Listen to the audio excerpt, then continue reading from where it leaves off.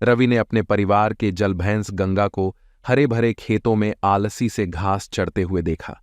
उसके दिल में गर्व की लहर उठी। उसका बछड़ा लक्ष्मी पास ही कुदकुदाता हुआ खेल रहा था। उसकी मस्ती भरी हरकतों ने रवि के चेहरे पर मुस्कान ला दी। दूर हिमालय की शानदार चोटियां चुप्पी साक्षी की तरह खड़ी थीं। उनके बर्फ से ढके शिखर सुबह की धूप में चमक रहे थे।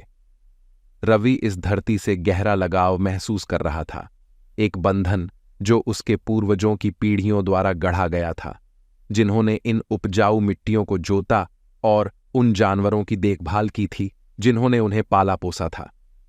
गांव की ओर बढ़ते हुए रवि ने अरुण को, बुद्धिमान बूढ़े कहानीकार को, प्राचीन बरगद के पेड़ के नीचे बैठे हुए देखा।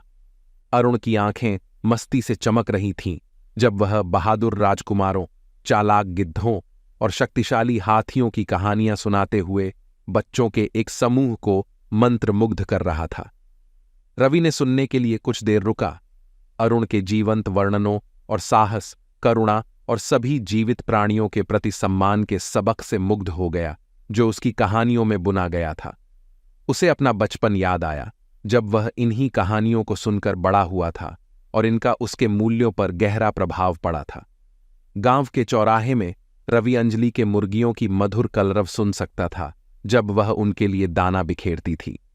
अंजलि अपने दयालु स्वभाव और छोटे बड़े सभी प्राणियों की देखभाल करने की अपनी अटूट प्रतिबद्धता के लिए दूर दूर तक जानी जाती थी। वह हर जानवर को अपना ही बच्चा समझती थी और उन पर प्यार और स्नेह बरसाती थी।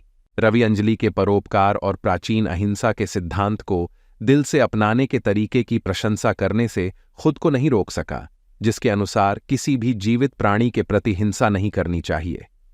उसके उदाहरण ने रवि को प्रेरित किया कि वह भी अपने जानवरों के साथ पूरी विनम्रता और नरमी से व्यवहार करे। जब दिन ढलने लगा, रवि खुद को नदी के किनारे बैठे हुए पाया, जहां एक उद्भिल्ल परिवार मस्ती से ठंडे साफ पानी में खेल रहा था। उसने प्रकृति के इर्द गिर्द के संसार और इस धरती पर रहने वाले प्राणियों के साथ अपने अनमोल रिश्ते के प्रति गहरी कृतज्ञता महसूस की।